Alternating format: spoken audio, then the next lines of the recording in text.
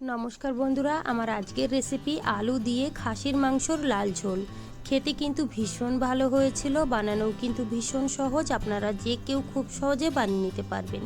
গরম গরম ভাত, রুটি, লুচি, পরোটার সঙ্গে কিন্তু ভীষণ ভালো লাগবে। চলুন তাহলে শুরু করা যাক। এখানে নিয়েছি আমি 400 গ্রাম খাসির মাংস। মাংসটা খুব ভালো করে ধুয়ে নিয়েছি। এবার একটা মশলা বানিয়ে নেব। তার জন্য দিয়ে দেব রসুন, আদা, কাঁচা লঙ্কা, শুকনো লঙ্কা আর দিয়েছি গোটা জিরে। সামান্য একটু জল দিয়ে খুব ভালো করে পিষে নিতে হবে। এবার আমি মশলাটা মাংসর মধ্যে দিয়ে দেব পরিমাণ মতো লবণ, হলুদ গুঁড়ো, কাশ্মীরি লঙ্কার গুঁড়ো, সামান্য একটু গোলমরিচের গুঁড়ো আর দিয়ে দেবো সামান্য একটু ধনের গুঁড়ো, 1 চামচ টক দই আর দিয়ে দেবো সরষের তেল। সরষের তেলটা দিয়ে খুব ভালো করে মেখে নিতে হবে। খুব ভালো করে মেখে নিয়ে আমি 10 মিনিটের জন্য রেখে দেব। তোমাদের কাছে সময় থাকলে তোমরা 30 মিনিটও রেখে দিতে পারো। এইদিকে কিন্তু গ্যাসে একটা কড়াই বসিয়ে দিয়েছি। কড়াইটা গরম হয়ে গেছে। এবার দিয়ে দেবো সরষের তেল। তেলটা গরম হয়ে গেছে। এবার আমি কেটে রাখা আলুগুলো ভেজে নেব। দিয়ে দেবো পরিমাণ মতো লবণ আর দিয়েছি সামান্য একটু হলুদ গুঁড়ো। একটু সময় নিয়েই কিন্তু লাল লাল করে আলুগুলো ভেজে নিতে হবে, এতে করে কিন্তু খেতে অনেক বেশি ভালো লাগবে। একটু সময় নিয়ে আলুগুলো খুব সুন্দর করে আমি ভেজে নিয়েছি। এবার আমি তুলে নেব। কড়াইয়ের তেলেই কিন্তু আমার রান্নাটা হয়ে যাবে। এখানে কিন্তু আর এক্সট্রা কোনো তেল লাগবে না। দিয়ে দেব গোটা জিরে, তেজপাতা আর দিয়েছি গোটা গরম মশলা। একটু নাড়াচাড়া করে ভেজে নিয়েছি। এবার দিয়ে দেব পেঁয়াজ। এখানে আমি ছোট সাইজের 2টো পেঁয়াজ নিয়েছিলাম। 2 মিনিট সময় ধরে পেঁয়াজটা খুব ভালো করে ভেজে নিয়েছি। পেঁয়াজের কালারটা কিন্তু একদম চেঞ্জ হয়ে গেছে, আপনারা কিন্তু দেখেই বুঝতে পারছেন। এবার আমি মেখে রাখা মাংসটা দিয়ে দেব। মাংসটা দিয়ে খুব ভালো করে নাড়াচাড়া করে নিতে হবে।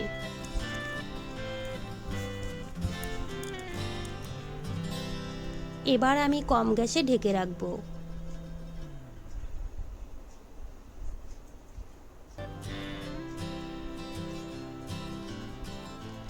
5 থেকে 6 মিনিট সময় ধরে কম গ্যাসে ঢেকে রেখেছিলাম। এবার আমি ঢাকনাটা তুলে নিয়েছি। দেখুন বন্ধুরা, মাটন থেকে কিন্তু তেলও ছেড়ে দিয়েছে, আপনারা কিন্তু দেখেই বুঝতে পাচ্ছেন। আবার একটু নাড়াচাড়া করে নিয়েছি। এবার দিয়ে দেব কেটে রাখা টমেটো। আমি এখানে টমেটো দিয়েছি, তোমরা চাইলে কিন্তু নাও দিতে পারো। টমেটো দিয়ে নাড়াচাড়া করে নিয়েছি। এবার আমি আবারও কিন্তু কম গ্যাসে ঢেকে রাখবো।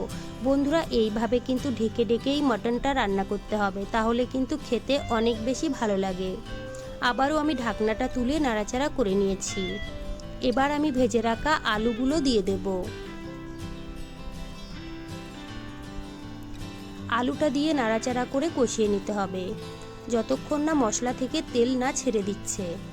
দেখুন বন্ধুরা, মশলা থেকে কিন্তু তেলও ছেড়ে দিয়েছে, আপনারা কিন্তু দেখেই বুঝতে পাচ্ছেন। খুব সুন্দরভাবে কষিয়ে নিয়েছি। এর থেকে আর বেশি কষানোর দরকার নেই। বন্ধুরা, আমি কিন্তু প্রেসার কুকারে দিয়ে দেব। তোমরা চাইলে কিন্তু কড়াইয়ের মধ্যেই রান্নাটা করে নিতে পারো। কড়াইয়ের মধ্যে রান্নাটা করলে কিন্তু একটু সময় বেশি লাগবে, আর প্রেসার কুকারের মধ্যে করলে সময়টা কম লাগবে। এখানে একটা প্রেসার কুকার নিয়েছি। এবার আমি মাটনটা ঢেলে নেব। দিয়ে দেবো এখানে জল। বন্ধুরা, জলটা কিন্তু অবশ্যই গরম দিতে হবে। পরিমাণ মতো জলটা দিয়ে নাড়াচাড়া করে ঢেকে রাখবো। 4 থেকে 5টা সিটি মেরে নিলেই কিন্তু আমাদের মটনটা একদম রেডি।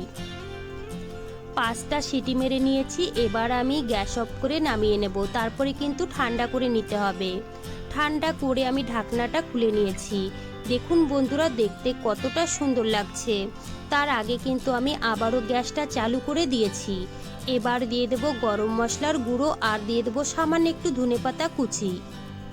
তারপরে কিন্তু নাড়াচাড়া করে গ্যাস অফ করে নামিয়ে নিতে হবে। দেখুন বন্ধুরা, দেখতে কতটা সুন্দর লাগছে, আর খেতেও কিন্তু ভীষণ ভালো হয়েছিল।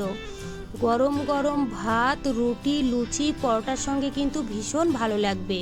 তো বন্ধুরা, আমার রেসিপি কেমন লেগেছে কমেন্ট করে জানাবেন। ভালো লাগলে প্লিজ আমাকে সাপোর্ট করবেন। বাড়িতে বানালে কমেন্টে জানাতে ভুলবেন না খেয়ে আপনাদের কেমন লেগেছে। চলুন তাহলে ভিডিওটি আমি এখানেই শেষ করছি। আপনারা সবাই ভালো থাকবেন।